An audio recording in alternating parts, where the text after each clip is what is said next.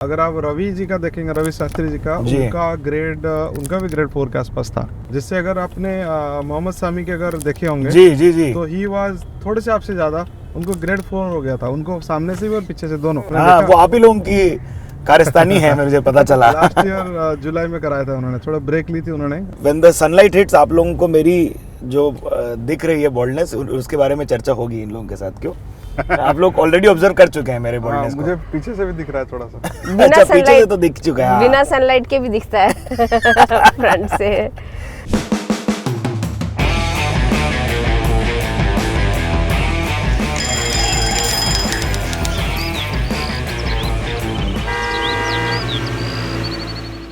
Hello and welcome to Mashwell mornings. Doctors, welcome. कैसे हो sir आप? हेलो। वी हैव, देखिए आप लोगों को सबको बता दूं, पहली बार मैशवेल मॉर्निंग्स पे we have dermats who have now founded Eugenix hair sciences. और व्हेन द सनलाइट हिट्स, आप लोगों को मेरी जो दिख रही है बॉल्डनेस, उसके बारे में चर्चा होगी इन लोगों के साथ। क्यों? आप लोग ऑलरेडी ऑब्जर्व कर चुके हैं मेरे बॉल्डनेस को। मुझे पीछे से भी दिख रहा है थोड़ा सा। बिना पीछे से तो दिख चुका है। बिना सनलाइट के भी दिखता है फ्रंट से। बट मुझे इंटरेस्ट है आप लोगों से, दोनों से ये जानने में कि how did you all start to do this? Why did you pursue dermatology या medicine in the first place? मैं अभी मॉर्निंग में लिख रहा था, 2005 में जब मेरी एम्स में सिलेक्शन हुआ जी, तो करीब एक हफ्ते का रहता है, एडमिशन का 2 फेज रहता है। ओके। तो दोनों फेज के वजह से एक हफ्ते की वो होती है गैप। तो ये गैप में हमारे कोई स्वामी जी थे, मतलब आई फॉलो परमहंस योगानंदा, तो उनके योगदा सत्संग के हमारे कोई स्वामी जी से, तो उन्होंने मुझे बोला कि आप हिमालय जाओ, हमारी गुफा है द्वाराट में, वहाँ 7 दिन रहो और वहाँ कोई और स्वामी जी हैं, उनके साथ आप सत्संग करना, ध्यान करना, तो आपको समझ में आ गया कौन सा ब्रांच लोगे। मैं थोड़ा कंफ्यूज था कि कौन सा ब्रांच लूँ। मुझे लगता था कि मैं कोई नॉन क्लिनिकल ब्रांच लूँ जिसमें पेशेंट का इंटरेक्शन ना हो, ताकि मेरा बाकी टाइम मेरे को मिले और मैं ध्यान करूँ बैठ के। बट एनीवे, स्वामी जी के पास मैं गया और वहाँ 7 दिन रहा। वहाँ 7 दिन में स्वामी जी ने मुझे ये नहीं बोला कि आप डर्मेटोलॉजी लो, बट उन्होंने ये बोला कि डर्मेटोलॉजी में आगे जाके बहुत कुछ काम करने को मिलेगा आपको, R&D करने को मिलेगा।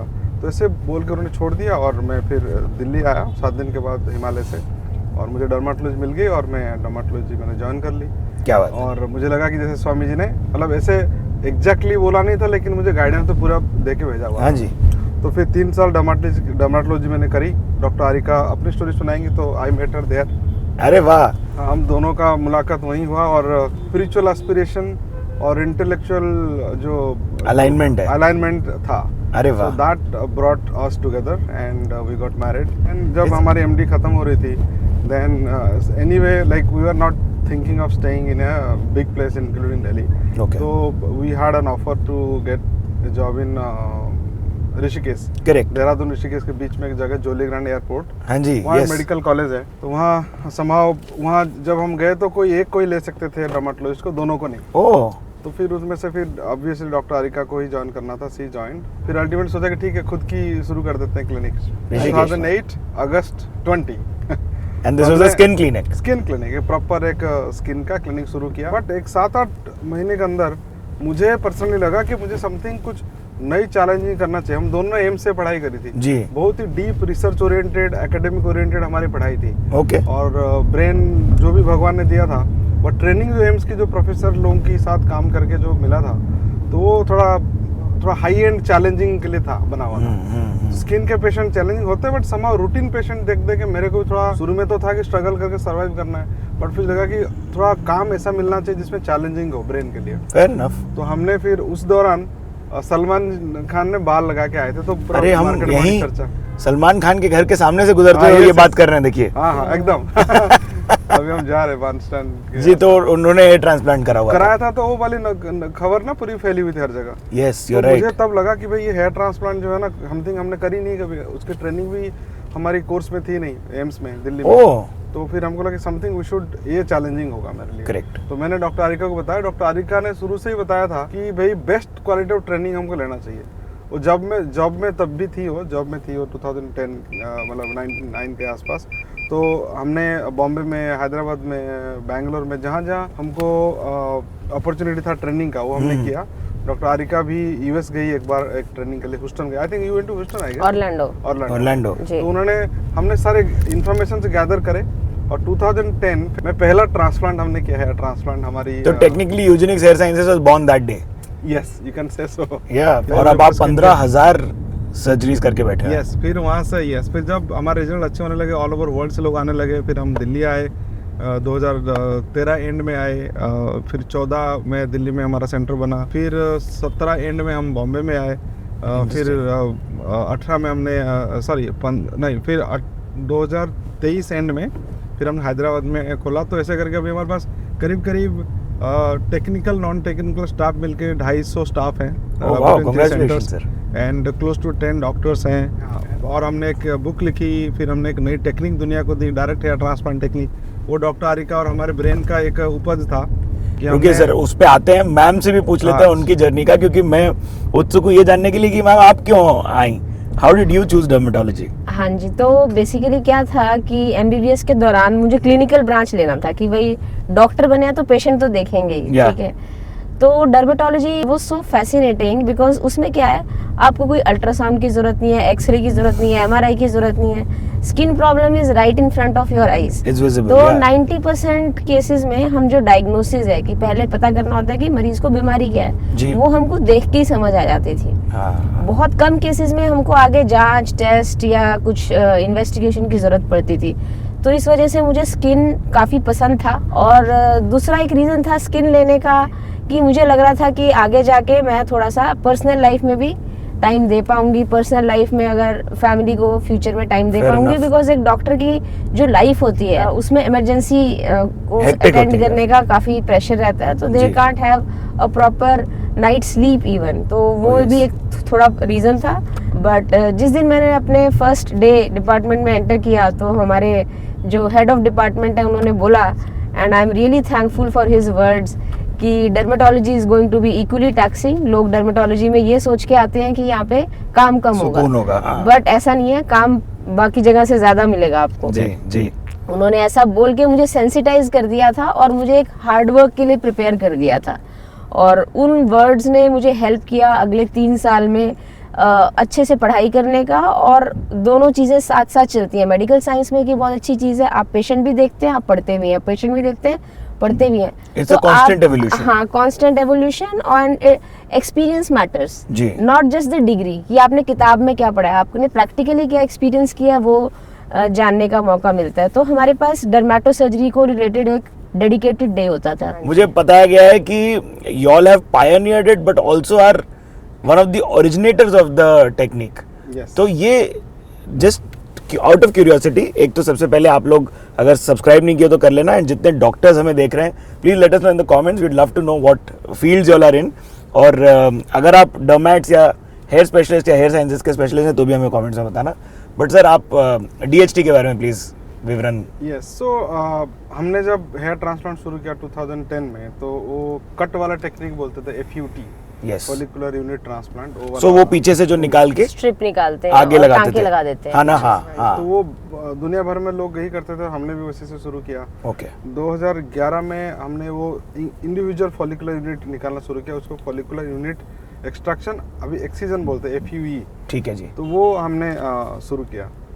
जब हम लोग इसको कर रहे थे, ये actually thought, credit I think doctor Arika को जाना चाहिए कि वो थॉट था कि हम जो करते हैं पेशेंट को अगर हम बिठा के करेंगे तो हम साइमल्टेनियसली एक्सट्रैक्शन एंड प्लांटेशन दो एक साथ कर सकते हैं। तो एक थॉट उन्होंने दे दिया और उसको फ्रूइशन में लेके जाने का, यूजुअली मुझे कोई थॉट आता है कोई इस टाइप से, कोई something I get interested in जी, उसको एग्जीक्यूशन करने में पता नहीं कुछ तो है कि I just want to get it execute, मतलब आइडिया आया तो एग्जीक्यूट करने की चुल। हाँ, तो हमने एकदम लग गए उस पे। तो उसमें था कि हम एक्सट्रैक्शन एंड प्लांटेशन साइमल्टेनियसली करेंगे। ओके। उससे पहले जो ग्राफ्ट थे, जो ग्राफ्टिंग में जो ग्राफ्ट होता क्या है कि आपने बॉडी से एक ऑर्गन निकाला, जैसे इमेजिन करें कि पौधा एक गमले से निकाल के दूसरे गमले पे लगाया। Oh nice. तो पौधे को अगर मतलब मट्टी से दूर और लंबा रहा तो चांस है कि वो पौधा मर जाएगा, सूख जाएगा। हाँ जी। तो as soon as possible उसको मट्टी के अंदर डालना है, यही तो होता है कॉन्सेप्ट। Thank you. उसकी ट्रांजिट टाइम, ग्राफ्ट की जो ट्रांजिट टाइम है वो कम होना चाहिए। तो एग्जैक्टली हमने हेयर ट्रांसप्लांट में वही है, जब हम फॉलिकल जो उसके यूनिट्स है जो ग्राफ्ट बोलते हैं उसको पीछे से निकाल के जो आगे लगाएंगे हाँ जी तो बॉडी से बाहर नहीं रहना चाहिए ज़्यादा, ये कॉमन सेंस है। हाँ Okay. अगर रहा तो definitely it will be expose to desiccation, infection, mechanical handling within that period few hours. तो पहले लोग 4-5 घंटे तक रखते थे। अच्छा और जी। उनको for many reasons they have बोलते नहीं है अगर चिल्ड वाटर में रखा, मतलब नॉर्मल सलाइन में रखा या उसको थोड़ा मेनी वेज Contain टू किया। कंजर्व तो हाँ। बोलते हैं कि उसमें वो रहता है, बट कॉमन सेंस बोलता है कि आपने बॉडी से बाहर निकाला तो ऑर्गन को बॉडी के अंदर जल्दी डालना चाहिए, राइट? फेयर इनफ यस, तो उसी कॉन्सेप्ट को जो डॉक्टर आरिका ने बोला कि सिटिंग पोजीशन में इसको पॉसिबल हो पाएगा। एंड हमको थोड़ी सी इंस्पिरेशन मिली थी डॉक्टर जॉन पीटर कोल, वो हमारे एक फादर फिगर हैं, ही इज अटलांटा के रहने वाले हैं। अरे वाह वो थोड़े फादर फिगर हैं हमारे। I would just always whenever हम बाल अगर करेंगे तो हमारी जर्नी में उनका हमेशा जिक्र नाम आएगा। आएगा। अरे तो वाह। डॉक्टर आरिका ने वहाँ से कुछ हेल्प ली, आइडिया लिया, फिर हमने कुल मिला के दूसरों के आइडिया से कुछ अपने आइडियाज इनोवेट हुए एंड हमने इसको सिटिंग पोजीशन में एक्सट्रैक्शन एंड प्लांटेशन साइमल्टेनियसली करने की प्रैक्टिस शुरू कर दी और कुछ महीनों के बाद हमने इसको पेपर को लिखा। जी You know, we started you all have writing. published research Yes, papers yes. right? yes अभी एक्चुअली एक यहाँ एक बड़ा बढ़िया माइलस्टोन पॉइंट हुआ जी। कि हम लोग तब देहरादून में थे।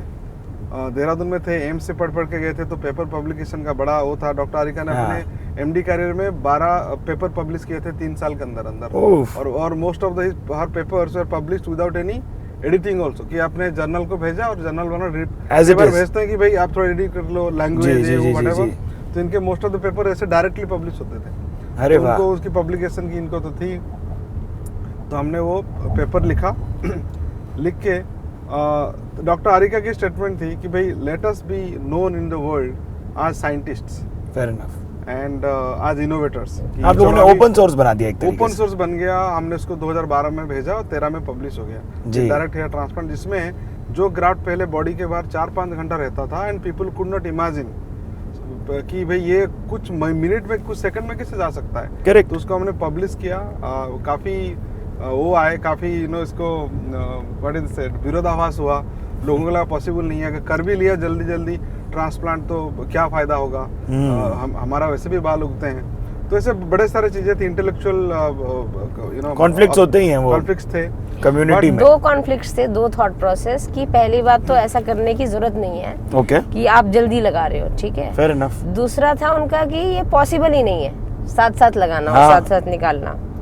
तीसरा था कि आप जब स्लिट्स पहले बना दोगे, ठीक है, और अगर आपने बना ज्यादा दी और बाल उतने नहीं निकले तो वो एक तीसरा था कॉन्फ्लिक्ट जो हमको सुनने में आया। बट ये Interesting. तीनों जो चीजें थी डुएबल थी, ठीक है। कुछ दिन तक ऐसा भी सुनने में आता रहा कि पॉसिबल ही नहीं है, ये जो कर रहे हैं ये बस बोल रहे हैं, ये हो नहीं सकता है।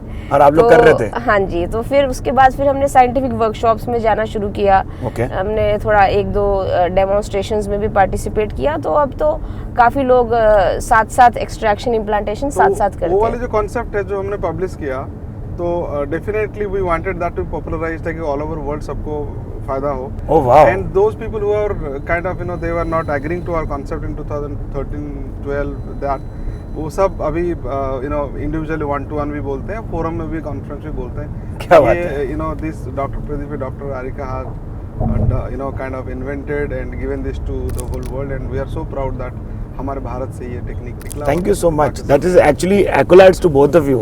This is a true make in India process which is open source. Yes. मतलब for the lack of anything जो हुआ अच्छे के लिए ही हुआ। यस यस, तो हम लोगों ने बाकी लोगों से इतना सीखा, और आई एम श्योर हमारी जो छोटी सी कंट्रीब्यूशन हुई, हाँ जी। वो it is definitely very revolutionary. Ma'am ये बताइए, हम लोग स्टेम सेल थेरेपी की बात कर रहे थे। जी जी। What kind of revolutions and what kind of studies and what is your thought on stem cell therapy? देखिए, स्टेम सेल जो है एक प्रोलिफरेटिंग सेल होता है, हमारे हर ठीक है। टिश्यू में होता है। तो उससे एक नया ऑर्गन बनाना, because hair follicle is also an organ, is हाँ। प्रोसेस अंडर रिसर्च, जिसमें अभी हमको कोई सिग्निफिकेंट ब्रेक थ्रू नहीं मिला है, ठीक Okay. है। So research is on in that field and hopefully we might have a breakthrough in future, but right now अभी कुछ है नहीं। Nothing is on the cards in near future और maybe in next 10 years also. उसके beyond कुछ हो तो बात अलग है। तो स्टेम सेल से रिलेटेड मैं ये बोलना चाहूंगी। मैं मॉर्निंग से वापस आ जाऊँ, हाँ, please बोलिए ना। बाय गॉड्स ग्रेस मेरी नींद कम है, सो आई हाँ। Sleep only 4 to 5 hours, and even though I sleep late but I get early. So Okay. when I get up, the first thing I do is I go out directly in sunlight, ठीक है। तो अच्छा मैं जी। Day light में जाती हूँ because बीच में मुझे कुछ नींद की दिक्कत हुई थी, मुझे नींद आने में देरी हो रही थी।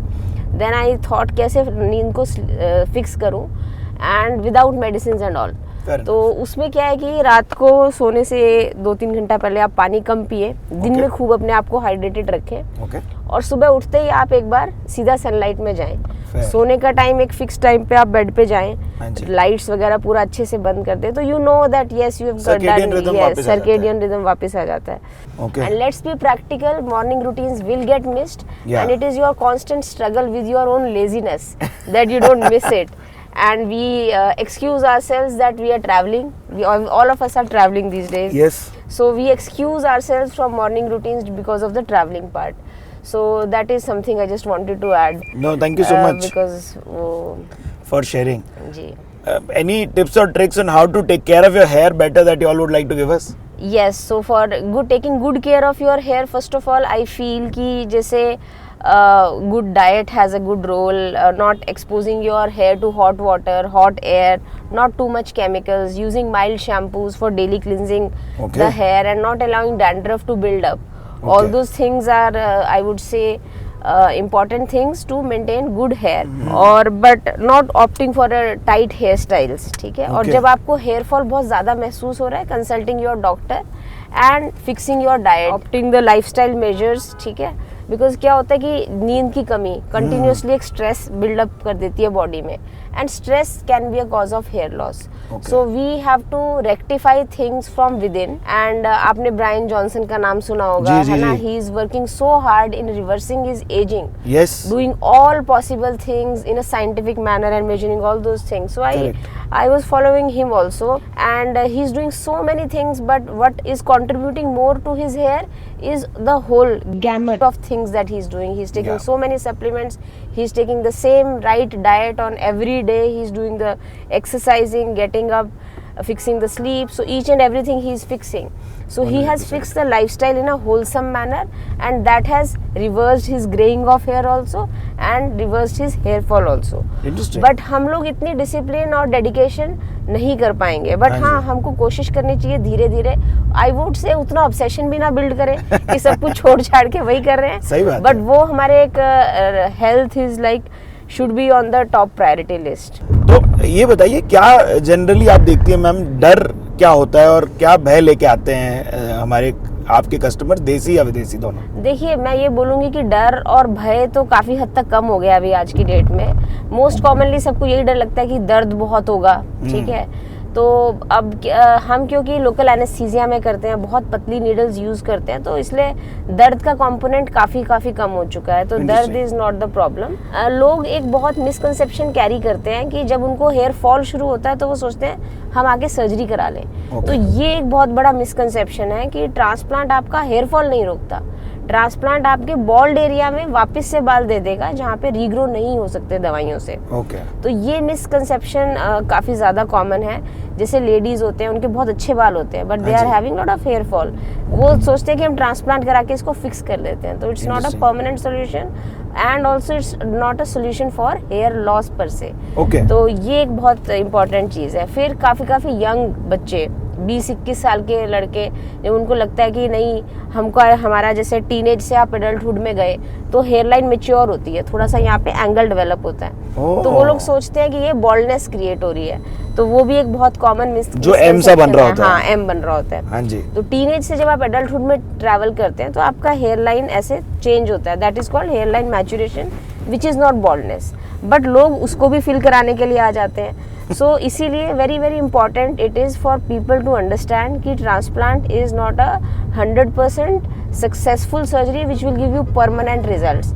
A right case selection is very important, so that they should understand the doctor and meet the doctor and understand कि वो ट्रांसप्लांट से क्या अचीव कर पाएंगे, क्या नहीं अचीव कर पाएंगे, and what would be the long term maintenance to enjoy those hair forever. Interesting. So they need some medicines to stop the baldness progression, which will maintain the transplanted hair also for a very long period of time. And like आप बोल रहे थे sir कि there is a maintenance process in which you're supposed to take care of your hair after. Yes, तो वो take care जो है ना, जैसे डॉक्टर आरिका बता रहे थे, जो ट्रांसप्लांटेड हेयर है, ऐसा नहीं कि हम 100% परमानेंट है, एकदम एब्सोल्यूट वाटर टाइट लाइन नहीं है। ओके तो वो भी पतले हो सकते हैं, जो जहाँ से आपको आज की तारीख में लग रहा है कि दे आर परमानेंट। हाँ। बट हो सकता है कि थोड़े दिन के बाद, थोड़े साल के बाद वो थोड़ा थिनिंग हो। सही बात थिनिंग है। एक एजिंग से भी होती है, और Correct. थोड़ा बहुत बॉल्डनेस का जो प्रोसेस है, जो miniaturisation under the influence of male hormone, हाँ जी। वो भी हो सकता है। हमको 2000 करीब 10 से जैसे हम कर रहे हैं, तो इतने सारे आप not only transplant 15,000 procedures, but इतने सारे और भी पेशेंट हमने देखे हैं, और इतने सारे बाकी डॉक्टरों के केसेस, कॉन्फ्रेंस, नॉलेज एक्सचेंज होता है। तो उसमें करेक्ट। ये है कि आप ये नहीं बोल सकते ट्रांसप्लांटेड हेयर आर 100% परमानेंट। आप बोलोगे लॉन्ग लास्टिंग है, और Okay. वो भी थिनिंग हो सकते हैं। उनको लंबा लास्ट करने के लिए proven, effective, safe and known medicine हैं। Okay. तो डॉक्टर के डायरेक्ट सुपरविजन में ही होना चाहिए। और अगर आप एक हेयर रेस्टोरेशन एक टर्म है जिसमें क्या होता है कि आपने प्रिवेंट किया बॉल्डनेस को, जी। उसके लिए जो मेडिसिन है उसको आप यूज करना चाहिए। जो ट्रांसप्लांटेड हेयर है, वो तो ट्रांसप्लांट प्रोसेस तो है, पूरा आप कर ही रहे हो। Fair enough. बट ओवरऑल अगर आपको बाल को बचाना है, तो आपको मेडिकल थेरेपी के ऊपर एकदम आपको नॉलेज होना चाहिए, आपको एजुकेशन आपके जो डॉक्टर देना चाहिए। बट क्या कोई ऐसे रीजन है जो हमारे डेमोग्राफिक को अलग कर सकते हैं? Is there a specific insight on India and balding that you may have?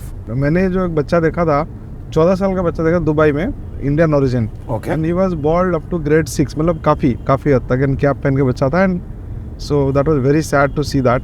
But मैं my God. उस टाइप से 17, 18, 19 साल के बच्चे तो बहुत ही देखता हूँ मैं, जिनकी बॉल्डनेस ऐसा है कि they are eligible for transplant. Ouch. So ये मे बी लाइफस्टाइल इंड्यूस्ड है, I don't know what exactly that, but only lifestyle को ही हम यू नो ब्लेम नहीं कर सकते। या It So could be genetics genetic is a also. root cause. हाँ जी। Lifestyle can exacerbate it. So it can prepone it, speeden up the baldness. तो ये जो ग्रेड 6 बोले आप, ma'am, if you may, and I don't no even know if this is appropriate to do, but this is what grade would this be, because they are able to see sun falling on my जी, bald जी, head जी, right, or balding head right now. हाँ, तो आप grade 3 में अभी fall करेंगे। तो Interesting. इसके 7 ग्रेड्स होते हैं। हाँ जी। तो grade 6 is like the complete grade. Okay. उसको भी अगर और थोड़ा एरिया एक्सपैंड हो जाए तो वो ग्रेड 7 हो जाता है। तो अभी बट आपने आपका ग्रेड 2-3 के बीच में रहेगा अभी। जैसे अगर आपने मोहम्मद सामी के अगर देखे होंगे, जी जी जी। तो ही वाज थोड़े से आपसे ज्यादा, उनको ग्रेड 4 हो गया था, उनको सामने से भी और पीछे से दोनों। उनका तो पूरा एम बनता था। हाँ बड़ा, हाँ उनके अभी आपने रिजल्ट देखे अभी आपने हाँ, वो आप ही लोगों की कारस्तानी है, मुझे पता चला। लास्ट ईयर जुलाई में कराया था उन्होंने, थोड़ा ब्रेक ली थी उन्होंने अपने स्केड्यूल से, तो उनका ग्रेड 4 था। ओके। अगर आप रवि जी का देखेंगे, रवि शास्त्री जी का, जी। उनका भी ग्रेड 4 के आसपास था। अजहर भाई का, अजहरुद्दीन का, उनका ग्रेड 6 था। हाँ, हाँ वो आपको जो इमेजिनेशन में बोल रहा हूँ जी। अभी हमने ग्रेड बोनी 6 सर का, डिफ्यूज टाइप का ना बेसिकली अजहरुद्दीन। अजहर नो नहीं, bald proper Yeah, he would wear a cap for as Then, long as I know. इनका जो अभी 3 महीने पहले इनका हमने बोनी जगह किया था, बोनी कपूर जी का, जी जी जी। तो उनका ग्रेड 7 था। Oh my तो God. आज सुबह उन्होंने मुझे फोटो भेजी है। अरे वाह। हाँ, उनका फोटो मैं आपको किधर दिखाऊं। और हमने लास्ट सेकंड एपिसोड जानवी का किया है और बोनी जी की बात कर रहे थे हम। देखिए, बोनी मेरे जी को ने- तो आपकी कहानी से देख के समझ में आता है कि if you manifest it is possible. Oh, this is all your work. What a wow. हम तो नहीं बोलेंगे भगवान ने कराया काम, हाँ जी, हमारा 100%। हाथ यूज हुआ, बट ये अभी इनको 3.5 महीने हुए। अरे So वाह this वाह। something, प्रूव्स हाँ। कि आप हायर एज में भी कर सकते हैं। If you are in 60s then also you can do it. लोगों को लगता है कि नहीं है, एक एज के बाद बहुत मुश्किल हो जाएगा, 50 के बाद, 55 के बाद, बट वैसा नहीं है। ये बताइए, अगर आप लोगों के पास अपॉर्चुनिटी होती पास्ट में जाके किसी पायनियर ऑफ साइंस या मेडिसिन से मिलने की, तो किसको चूज करते हैं एंड व्हाई, और क्या बात करते हैं उनसे? मैम, मैंने बताया था, जैसे कि मैं आपको सुबह बताई थी, हमारी जो ऑटोबायोग्राफी ऑफ योगी जो हमारे गुरुजी ने किताब लिखी है, हाँ, उसमें मेंशन है एक बायोलॉजिस्ट थे mister Luther Burbank okay, in 1900s. So he met Guruji and he was a proper disciple of Guruji. oh wow, And he used to talk to plants and alter their characteristics talking to plants, and he could ask the cactus to get rid of the thorns. Wow. ठीक है, so that is how he got spineless cactus, and he was growing a lot of them, and he gifted one to our Guruji, and it is still planted in his Los Angeles ashram, Oh, wow. which I had opportunity to visit and see. Interesting. So yeah, so Luther Burbank जी से somehow हमारा यूजेनिक्स का जो brand name है वो भी थोड़ा सा correct होता है, because he was constantly working for evolution of characteristics. So evolution of characteristics can happen through eugenics, which is the genetics modification, grafting and all. Oh, And that's how the name eugenics. Eugenics, yeah. And the second is euthenics, when you acquire good characteristics by working for them. So Okay. euthenics and eugenics, वो आज मैं उनके बारे में पढ़ रही थी, Luther Burbank जी के बारे में. And कैन यू बिलीव, जब आप सवाल पूछा आपने, तो जब डॉक्टर आरिका ने आपने बोला ना कि सी हैव टू रिस्पोंड, हाँ जी. Suddenly I was thinking of Luther Burbank. You were also thinking What of. promise? I was just about to tell कि which scientist. I was Luther Burbank की जो चैप्टर है ना, हाँ जी. फर्स्ट लाइन जो लिखा हुआ है, see is the book in our hand. मैंने तो पूरा मतलब किताब में मोस्ट ऑफ द लाइंस हाँ. याद है कि other than scientific knowledge the secret of plant breeding is love. Really? हाँ, ये the first line of the chapter है. Other than scientific knowledge the secret of plant breeding is love. क्या बात तो है. प्रेम को उन्होंने बोला, और गुरुजी जैसे उन्होंने बोला कि कैक्टस बड़े सारे उनके ऊपर उन्होंने एक्सपेरिमेंट करी जी. एंड हमने अपने दिल्ली जो क्लिनिक है उसके सामने बहुत सारे प्लांट्स लगाए हैं. हाँ जी. एंड टाइम टू टाइम अब गांव में एक स्कूल भी खोला है हमने, हाँ. तो वहाँ पे मैंने बहुत सारे प्लांट्स लगाए हैं. तो मैं सबको इंश्योर करता हूँ गांव के जो स्कूल के जो बच्चे हैं कि आज दिन की चैप्टर पढ़ो और try to talk to each plant. Wow. आप आपका जो प्रेम है उसको मॉडिफाई करेगा. It does. हमारे एक दोस्त थे, हमारे साथ काम करते थे पहले दिल्ली में, तो बोलते हैं डॉक्टर जब आप बॉम्बे जाते हो ना, आपके सारे पौधे में थोड़ा बेजान से दिखते हैं, पर जब आते हो उसको फीलिंग होता था ऐसे कि इसमें लगता है कि सब फिर से ना. खिले हुए हैं. हाँ, ऐसे वो बोलता ये है. मैं भी मानता हूँ. मैं मैम को सुबह बता रहा था कि एक प्लांट को देख के हम बड़े गर्व से उसको बोलते रहते, तू ट्री बनेगा, तू ट्री बनेगा.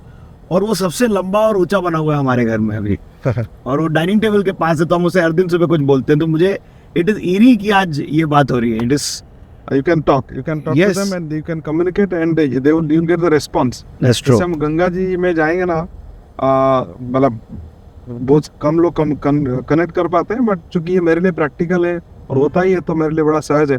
मैं जब मुझे कोई डीप आंसर चाहिए होता है, मैं ऋषिकेश जाता हूँ गंगा किनारे, जहाँ से मैंने शुरू किया, हाँ जी. तो जाके 2-3 घंटा मेडिटेशन में ध्यान करता है. लहरों में ही वो जान है एंड Rejuvenation की power. In my spine.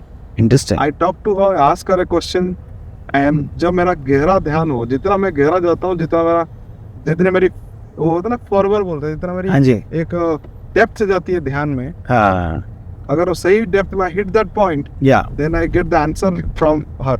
Interesting. तो आप you can communicate with a non living, so called non living thing. Very Ganga interesting. जी तो लिविंग है, वो तो बहती हुई भगवान है. डॉक्टर सेठी, मैं आपसे ये पूछना चाहूंगा कि in what manners do the supplements like biotin and etcetera, जो बात होती रहती है, एंड रील्स पे मैं नहीं मानता हूँ, क्योंकि मेरे को लगता है कि मैं डॉक्टर की बात सुनूंगा, तो मैं इसलिए आपसे पूछ रहा हूँ. Doctor Arika is the best person to. Oh, she is better on this part. Supplement use करते हैं, बट ओवरऑल एक लाइन में बोलूंगा, डेफिनेटली सप्लीमेंट्स आर एंटीऑक्सीडेंट्स, है ना. या. जो बॉडी में रियर एंड टियर तो होता ही रहेगा, सारे सेल्स के अंदर जो सेल साइकिल चलते हैं उसमें आपके वेस्ट प्रोडक्ट निकलते हैं, है ना. कार्बन वेस्ट प्रोडक्ट निकलते हैं और नाइट्रोजन वेस्ट प्रोडक्ट निकलते हैं. तो वो वेस्ट प्रोडक्ट जो है they damage the whole cell and organ and body. Okay. तो वो अगर न्यूट्रलाइज हो पाए या कम से कम उसकी बाहर निकले, जैसे आपको समझाने के लिए मैं बोल रहा हूँ जी जी जी. कि देन दैट इज गुड. तो एंटीऑक्सीडेंट्स जो है, जो अगर आप सप्लीमेंट्स ले रहे हैं या आपके हेल्दी फ्रूट्स या juices and all those things are you are taking, then you are neutralizing those toxins. ये Okay. बेसिक आपको था, but doctor Arika you know she does a lot and she has more knowledge on that between me and she, so she हाँ should जी. answer this. Please ma'am बताइए. सो जैसे females में iron deficiency has a very important role. ठीक है, तो Okay. Iron deficiency, zinc deficiency, molybdenum and all other vitamins which are there, water soluble as well as fat soluble में vitamin D is most important. Okay. तो हमको क्या करना चाहिए, पहले ब्लड टेस्ट करना चाहिए, हाँ चेक जी. करने के लिए कि हमको कौन कौन सी डेफिशिएंसीज हैं हाँ. विटामिन्स की, बिकॉज ओवर करेक्शन भी सही नहीं है. सही होता, correct. और साथ में हमको हार्मोनल टेस्ट भी करने चाहिए. समटाइम्स हार्मोनल इम्बैलेंस की वजह से भी हेयर फॉल हो जाता है, जिसमें कि थायराइड मोस्ट कॉमन है. तो थायराइड का टेस्ट करा के पहले उसको फिक्स करना, और साथ में जो डेफिशिएंसीज को करेक्ट करने से फीमेल्स में तो एटलीस्ट हेयर फॉल की समस्या का काफ़ी हद तक समाधान हो जाता है. डाइट करेक्ट करने से, डाइट में एडिक्वेट अमाउंट ऑफ प्रोटीन लेने से. बट मेन में जिनको जेनेटिक बॉल्डनेस है, हाँ जी. उनको अर्ली स्टेज पे अवेयर रहना चाहिए कि उनके फादर को बॉल्डनेस था, तो अवेयर रहें, अपनी पिक्चर्स लेते रहें और सही टाइम पे अगर दवाई चालू कर दें तो वो बॉल्डनेस को प्रिवेंट कर सकते हैं काफी मतलब हद मेरा तक। भाई बच सकता है, मैं ऑलरेडी स्टेज 3 तक पहुंच चुका हूँ, जी 2, जी 3 जी तक। नहीं, but बट अभी आप अभी स्टेज 4 5 6 उससे 7 पहले, को हाँ। प्रिवेंट कर सकते हैं, अभी भी should टाइम start है the प्रिवेंशन medicine. का। नहीं नहीं, Anti-hair I am coming back to y'all. I'm just I know eugenics hair solutions is at Bandra, तो मुझे पता है कि मैं यहाँ और मैं भाई को हैदराबाद भी भेज पाऊंगा। But how long does it take if let's say I visit tomorrow? जी, what does the process entail? पहली बात तो आपको पूरा समझना होगा कि सर्जरी क्या होती है, कितना समय लगता है, क्या एग्जैक्टली हम करते हैं, और आपके डॉक्टर जो हैं वो तरीके से देखेंगे कि डोनर एरिया एडिक्वेट है कि नहीं, कितने एरिया में हम कर पाएंगे, कौन से एरिया को नहीं छूना चाहिए। Okay. तो इसको बोलते हैं पूरा प्लान ऑफ एक्शन का डिस्कशन। आपको पूरा 100% समझना पड़ेगा कि क्या कैसे ये चीज होगी। Once you have fully understood the process and ready to go ahead with the procedure, फिर हम आपको लिस्ट ऑफ ब्लड टेस्ट देते हैं, वो आपको ब्लड टेस्ट करवाने होंगे। तो अगर आपके ब्लड टेस्ट सब नॉर्मल हैं, जिसमें ब्लड शुगर, ब्लड प्रेशर और बाकी सारे वायरल मार्कर्स, हीमोग्लोबिन सब नॉर्मल हैं, तब हम सर्जरी की डेट फिक्स करते हैं। तो जो सर्जरी की डेट है 1 दिन 2 दिन या मैक्स टू मैक्स 3 दिन हो सकती है, अगर एरिया ऑफ बॉल्डनेस ज़्यादा हो। अच्छा जी। तो हम उस हिसाब से हम सर्जरी की डेट फिक्स करते हैं। उसके बाद आपको 3-4 दिन रुकना चाहिए घर पे ही, ताकि Okay. आप पूरी तरह रिकवर कर पाएं, and then you are good to go. And generally ये कॉस्मेटोलॉजी के अंडर ही आता होगा, तो the insurance bills they don't cover it, हाँ, right? It is not covered हाँ। In insurance. Thank you so much for sharing all of this Thank- with us. thank आप you लोगों को for कैसा that. लगा प्लीज बताइएगा। Please let us know in the comments below if you got any insights, and हमें हमारे users को कुछ डिस्काउंट हम दिलवा पा रहे हैं क्या? ऑल्दो हम एफिलिएट मार्केटिंग विद मेडिकोज नहीं करते, because we don't want you to lose your hair so that we make money, but यदि कुछ रहा, anybody who has got a hair loss issue, yes they hair loss issue, Correct. consultation के लिए आएंगे, they all will be given a complimentary consultation, everybody.